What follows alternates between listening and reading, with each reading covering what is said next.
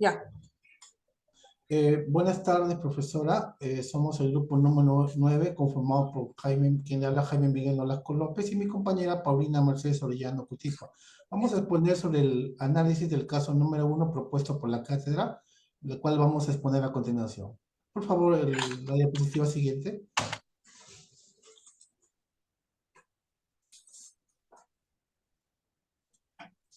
El análisis del caso 1 está relacionado con la gestión del presidente Pedro Castillo, eh, por el cual la Fiscalía lo acusó formalmente a través de una denuncia constitucional por liderar una organización criminal en el seno de su gobierno. Esto está relacionado con la doctrina filosófica y jurídica de Sócrates, en la que propuso una reflexión sobre la filosofía del derecho, en la que cabe señalar que la corrupción no está en las leyes, sino en las personas, o observancia dogmática de la ley. Siguiente, por favor.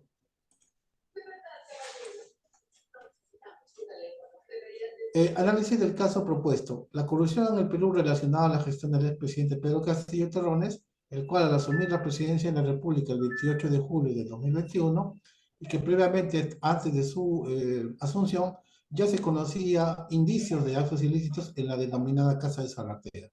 Siguiente, por favor. Sobre este contexto, las leyes injustas y su obediencia en Sócrates. Sócrates nos dice que por encima del hombre existen valores conocibles que articulan la humanidad. Allí está la justicia. Y también nos dice que el hombre debe obedecer las leyes aunque no sean injustas. Con respecto a Platón, Platón precisa que un buen gobernante primero es el cambio de una mentalidad de los individuos, lo que genera el cambio institucional, el cambio en lo que valoran la sabiduría, el honor, la riqueza, la igualdad y el poder. Siguiente, por favor. Aristóteles nos dice que entiende que la virtud y la justicia como un modo de ser, por el cual se está dispuesto a practicar lo que es justo y a obrar justamente a querer lo justo. Siguiente, por favor. Sobre el estado del conductualismo social y la corrupción indicados por Hobbes, Locke y Rousseau, si bien es cierto, el conductualismo es una corriente moderna de filosofía y política y del derecho que plantea que el individuo, anterior al Estado, es decir, el Estado no tenía un origen natural o divino, sino que surge como consecuencia de un acuerdo o convención entre los individuos. La corrupción está referido a los actos deshonestos o delictivos cometidos por funcionarios y autoridades públicas que abusan de su poder e influyen en realizar un mal uso de los recursos financieros y de personal a que tienen acceso en perjuicio del Estado. Siguiente, por favor. Y sobre la moral, según Kant, está basado en que la moral es la convicción de obrar por el estímulo del deber mismo. Y como conclusión a estos primeros puntos, siguiente, por favor. La propuesta de solución está en orientar a la población en elegir bien a nuestros representantes, ya sean congresistas, autoridades locales y regionales y presidentes.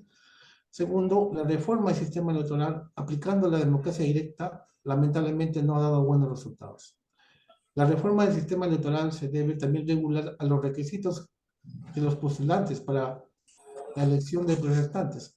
Y estas personas no deben tener antecedentes policiales y judiciales que reflejen la calidad de personas que se van a elegir. Ahora mi compañera Paulina Mercedes va a continuar con el informe final. Gracias. Buenas noches, estimado docente.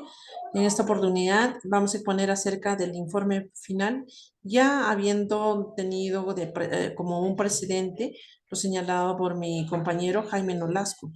Presentamos una breve reseña de la organización. Si bien es cierto, la corrupción del presidente Pedro Castillo se encuentra ahorita en un proceso de investigación por parte de las autoridades competentes en materia judicial. Se ha elaborado una cuantiosa evaluación de hechos que la Fiscalía ha copiado en las carpetas fiscales que señalamos, 251, 249, 255, y qué se ha acumulado en ellas. Son hechos objeto de investigación los actos corruptos cometidos por por este presidente, expresidente, ¿no? Y que se vienen investigando. Por ejemplo, la intervención que ha tenido a través de terceras personas en la licitación pública 001-2021 con el Ministerio de Transportes y Comunicaciones en obras que ha efectuado el Estado. También en los contratos suscritos con Petroperú y la empresa Havel Petroleum Operators en la adquisición de biodiesel.